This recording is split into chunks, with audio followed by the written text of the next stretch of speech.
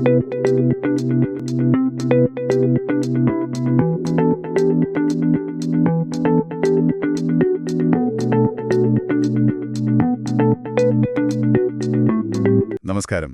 ഇന്നിപ്പോൾ നമ്മൾ നോക്കുന്നത് ഈ സർവേകളെയും അതിന്റെ റിപ്പോർട്ടുകളെയും കുറിച്ചാണ്, അല്ലേ? അതെ. നിങ്ങൾ പങ്കുവച്ച ഈ രേഖകൾ, ഇത് പ്രധാനമായും ഒരു സർവേ എങ്ങനെ പ്ലാൻ ചെയ്യാം, നടത്താം, പിന്നെ അതിന്റെ കണ്ടെത്തലുകൾ എങ്ങനെ ഒരു റിപ്പോർട്ടായിട്ട് മാറ്റാമെന്നൊക്കെ വിശദീകരിക്കുന്നുണ്ട്. ശരിയാണ്. പല ആവശ്യങ്ങൾക്കും ഇത് വേണ്ടി വരാറുണ്ട്. ഒരു പുതിയ ഉൽപ്പന്നത്തെപ്പറ്റി ആളുകൾക്ക് എന്താണ് അഭിപ്രായമെന്നറിയാൻ, അല്ലെങ്കിൽ ഒരു പുതിയ സംരംഭം, അതിന്റെ സാധ്യതകൾ പഠിക്കാനൊക്കെ. അതെ. അപ്പോൾ നമുക്കിതിലേക്ക് കുറച്ചുകൂടി ആഴത്തിലൊന്നിറങ്ങി നോക്കാം. ഇതിലെ പ്രധാന കാര്യങ്ങൾ എന്തൊക്കെയാണെന്ന്. ഓക്കേ. ഈ രേഖകളെ അടിസ്ഥാനമാക്കി ഒരു വ്യക്തമായ ചിത്രം നൽകുക, അതാണ് നമ്മളിപ്പോൾ ഉദ്ദേശിക്കുന്നത്. തീർച്ചയായും. ഈ സംസാരം കഴിയുമ്പോഴേക്കും ഒരു സർവേയുടെ പ്രധാന സ്റ്റെപ്പുകൾ, പിന്നെ ഒരു നല്ല റിപ്പോർട്ട് എങ്ങനെ ഉണ്ടാക്കാമെന്നതിനെക്കുറിച്ചൊക്കെ ഒരു ധാരണ കിട്ടും. ഈ കയ്യിലുള്ള രേഖകൾ അതിന് ശരിക്കും സഹായിക്കും. ഒരു സർവേ തുടങ്ങുമ്പോൾ തന്നെ ആദ്യം ശ്രദ്ധിക്കേണ്ട ചില കാര്യങ്ങളുണ്ടെന്ന് തോന്നുന്നു. ഉണ്ട്.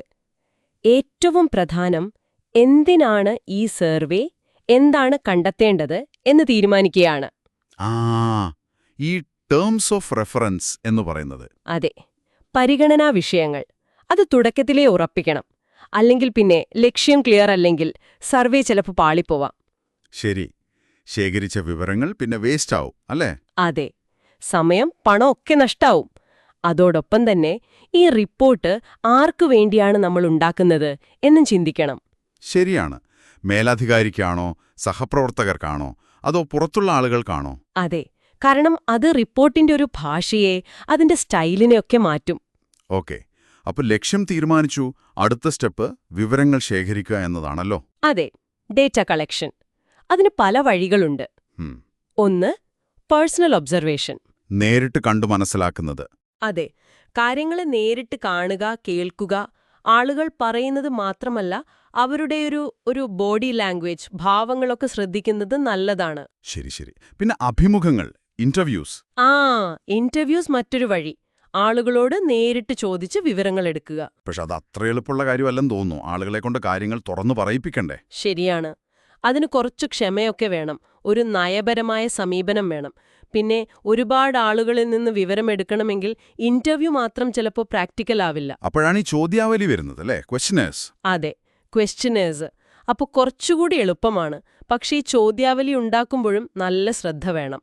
എന്തൊക്കെയാണ് ശ്രദ്ധിക്കേണ്ടത്? ചോദ്യങ്ങൾ ഭയങ്കര ക്ലിയർ ആയിരിക്കണം, ലളിതമായിരിക്കണം. ഉദാഹരണത്തിന്, ഇപ്പോൾ നിങ്ങൾ സ്ഥിരമായി നാടകം കാണാറുണ്ടോ എന്ന് ചോദിക്കുന്നതിനേക്കാൾ നല്ലത് കഴിഞ്ഞ ഒരു മാസത്തിൽ എത്ര തവണ കണ്ടു എന്നോ മറ്റോ ചോദിക്കുന്നതാവും, അല്ലേ? അതെ.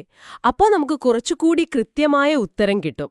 അതുപോലെ നമ്മളൊരു പ്രത്യേക ഉത്തരത്തിലേക്ക് ആളുകളെ എത്തിക്കുന്ന ടൈപ്പ് ചോദ്യങ്ങൾ, ലീഡിംഗ് ക്വസ്റ്റ്യൻസ് എന്ന് പറയും, അതൊഴിവാക്കണം. അതായത് നിങ്ങൾ ടൈംസ് ഓഫ് ഇന്ത്യ വായിക്കാറുണ്ടോ എന്ന് ചോദിക്കരുത്. അതെ. അതിലും നല്ലത് നിങ്ങൾ സാധാരണ വായിക്കുന്ന പത്രം ഏതാണ് എന്ന് ചോദിക്കുന്നതാണ്. ഇവിടെ കയ്യിലുള്ള ആകാശവാണിയുടെ ഒരു ചോദ്യാവലിയില്ലേ, അതൊരു നല്ല ഉദാഹരണമാണ്. നോക്കിയിരുന്നു. അതിന്റെ ചോദ്യങ്ങൾ ശ്രദ്ധിച്ചാൽ അറിയാം എത്ര വ്യക്തമാണെന്ന്. ഒരു പക്ഷപാതവും ഇല്ലാതെയാണ് അത് ഉണ്ടാക്കിയിരിക്കുന്നത്. അതാണ് ഒരു നല്ല ചോദ്യാവലിയുടെ ഇത്. ഓക്കെ. ഈ പറഞ്ഞ വഴികളല്ലാതെ സ്ഥാപനങ്ങളിലെ പഴയ രേഖകൾ, റെക്കോർഡ്സ്, ലൈബ്രറിയിലെ ബുക്കുകൾ, ജേർണൽസ് ഒക്കെ ഉപയോഗിക്കാമെന്നും ഈ ഡോക്യുമെന്റ്സിൽ പറയുന്നുണ്ടല്ലോ. ഉണ്ട്. വിഷയത്തിനനുസരിച്ച് ഇതൊക്കെ നമുക്ക് ഉപയോഗിക്കാം. ശരി. അപ്പോൾ ഈ വിവരങ്ങളൊക്കെ കിട്ടി, ഇനി ഇത് മറ്റുള്ളവർക്ക് മനസ്സിലാവുന്ന രീതിയിലൊന്ന് ഓർഗനൈസ് ചെയ്യണം, റിപ്പോർട്ടാക്കണം. അതാണല്ലോ പ്രധാനം. അതെ. നിങ്ങളുടെ ഈ രേഖകൾ പറയുന്നത് ഒരു വലിയ സർവേ റിപ്പോർട്ടിന് സാധാരണ 3 പ്രധാന ഭാഗങ്ങൾ ഉണ്ടാവുമെന്നാണ്. നമുക്കതിനെപ്പറ്റി ഒന്ന് സംസാരിച്ചാലോ? സംസാരിക്കാം. സാധാരണഗതിയിൽ ഒരു വലിയ റിപ്പോർട്ടിന് ഒരു മുൻഭാഗം, അതായത് ഫ്രണ്ട് മാറ്റർ കാണും.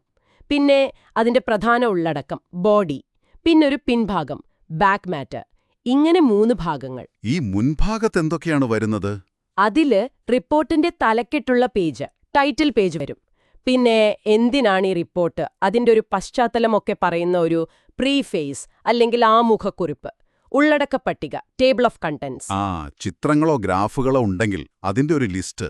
അതെ, ലിസ്റ്റ് ഓഫ് ഇലിസ്ട്രേഷൻസ്. പിന്നെ വളരെ പ്രധാനപ്പെട്ട ഒന്നാണ് സമ്മറി അല്ലെങ്കിൽ സംഗ്രഹം. റിപ്പോർട്ടിലെ പ്രധാന കണ്ടെത്തലുകൾ ഒറ്റനോട്ടത്തിൽ അറിയാൻ. ഓക്കെ. അപ്പൊ റിപ്പോർട്ടിന്റെ ശരിക്കുള്ള ഒരു കാതൽ വരുന്നത് ഈ നടുക്കുള്ള ഭാഗത്താണ് ബോഡിയിൽ. അതെ, അവിടെയാണ്. അതിലാദ്യം ഒരു ഇൻട്രൊഡക്ഷൻ ഉണ്ടാവും. റിപ്പോർട്ട് എന്തിനെക്കുറിച്ചാണ്, വിഷയത്തിന്റെ ഒരു ബാക്ക്ഗ്രൗണ്ടൊക്കെ അവിടെ പറയും. അത് കഴിഞ്ഞിട്ട് വരുന്ന ഭാഗമാണ് ഡിസ്കഷൻ. അവിടെയാണ് നമ്മൾ കളക്ട് ചെയ്ത വിവരങ്ങളൊക്കെ വിശദമായിട്ട് കൊടുക്കുന്നത്, അതിനെ വിശകലനം ചെയ്യുന്നത്. കണ്ടെത്തലുകളൊക്കെ വരുന്നത് ഈ ഭാഗത്താണ്. എന്നിട്ട് അതിന്റെയൊക്കെ അടിസ്ഥാനത്തിൽ നമ്മൾ എത്തിയ നിഗമനങ്ങൾ, കൺക്ലൂഷൻസ്, പിന്നെ തുടർന്ന് എന്ത് ചെയ്യാമെന്നുള്ള ശുപാർശകൾ, റെക്കമെൻഡേഷൻസ്, ഇതും ഈ ഭാഗത്ത് വരും. നിങ്ങൾ തന്ന ഈ വിജയ് വനസ്പതി റിപ്പോർട്ടില് ഈ ഡിസ്കഷൻ ഭാഗം നല്ല ഡീറ്റെയിൽഡ് ആണ്. പക്ഷേ മറ്റേ നോയിഡ റിപ്പോർട്ടിൽ അത്രയ്ക്കില്ല, കുറച്ചുകൂടി ചെറുതാണ്. അപ്പോൾ അതും വ്യത്യാസം വരൂല്ലേ? വരും. സർവേയുടെ ഒരു വലിപ്പം, അതിന്റെ ലക്ഷ്യം ഒക്കെ അനുസരിച്ച് ഈ ഭാഗങ്ങളുടെ ദൈർഘ്യത്തിലും ഘടനയിലൊക്കെ മാറ്റങ്ങൾ വരാം. ശരിയാണ്. ഇനി അവസാനം ബാക്ക് മാറ്റർ എന്ന് പറഞ്ഞ ഭാഗത്ത് നമ്മൾ ഉപയോഗിച്ച പുസ്തകങ്ങള്, ലേഖനങ്ങള്, അതിന്റെയൊക്കെ ലിസ്റ്റ്, റെഫറൻസസ്. കൂടുതൽ വായിക്കാൻ താല്പര്യമുള്ളവർക്ക് ഒരു ബിബ്ലിയോഗ്രഫി കൊടുക്കാം. ഈ ചോദ്യാവലിയുടെ കോപ്പിയൊക്കെ അനുബന്ധമായി കൊടുക്കുന്നത് പോലെ, അപ്പൻഡിക്സ്. അതെ, അപ്പൻഡിക്സ് ആയിട്ട് കൊടുക്കാം. പിന്നെ ചിലപ്പോ ടെക്നിക്കൽ വാക്കുകളുണ്ടെങ്കിൽ അതിന്റെ ഒരു വിശദീകരണം, ഗ്ലോസറിയൊക്കെ പിന്നിൽ ചേർക്കാം. ഓക്കെ. ഈ വിജയ് വനസ്പതി റിപ്പോർട്ടിൽ ഈ ഘടനയൊക്കെ കൃത്യമായിട്ട് കാണുന്നുണ്ട്. മറ്റേ നോയിഡ റിപ്പോർട്ട് കുറച്ചുകൂടി സിമ്പിളാണ്. അതെ, വിഷയം ചെറുതായതുകൊണ്ട് അത് ലളിതമാക്കിയിരിക്കുന്നു.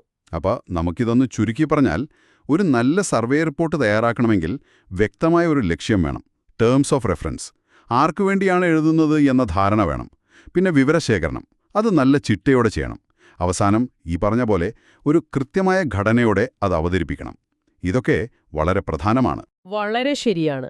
ഒരു സർവേ റിപ്പോർട്ട് എങ്ങനെയാണ് ഉണ്ടാക്കുന്നതെന്ന് ഇങ്ങനെ മനസ്സിലാക്കുന്നത് നമ്മൾ ദിവസവും കാണുന്ന പല പഠനങ്ങളെയും റിപ്പോർട്ടുകളെയും ഒക്കെ കുറച്ചുകൂടി ഒരു ശ്രദ്ധയോടെ, ഒരു ക്രിട്ടിക്കലായിട്ട് നോക്കാൻ സഹായിക്കും, അല്ലേ? ശരിയാണ്. ഈ വിവരങ്ങളുടെ ലോകത്ത് ഒരു വിവരം എങ്ങനെയാണ് ശേഖരിച്ചത്, എന്ത് രീതിയാണ് ഉപയോഗിച്ചത്, എങ്ങനെയാണത് അവതരിപ്പിച്ചത് എന്നൊക്കെ അറിയുന്നത് ശരിക്കും പ്രധാനപ്പെട്ട ഒരു കാര്യമാണ്. നിങ്ങൾ അടുത്ത തവണ ഒരു സർവേയുടെ ഫലം എവിടെയെങ്കിലും കാണുമ്പോൾ അതിന്റെ പിന്നിലുള്ള ഈ പ്രോസസ്സ്, അതിന്റെ രീതിശാസ്ത്രമൊക്കെ ഒന്ന് ആലോചിച്ചു നോക്കൂ. അതൊരു പക്ഷേ ആ വിവരത്തെ കൂടുതൽ നന്നായി മനസ്സിലാക്കാൻ സഹായിച്ചേക്കും.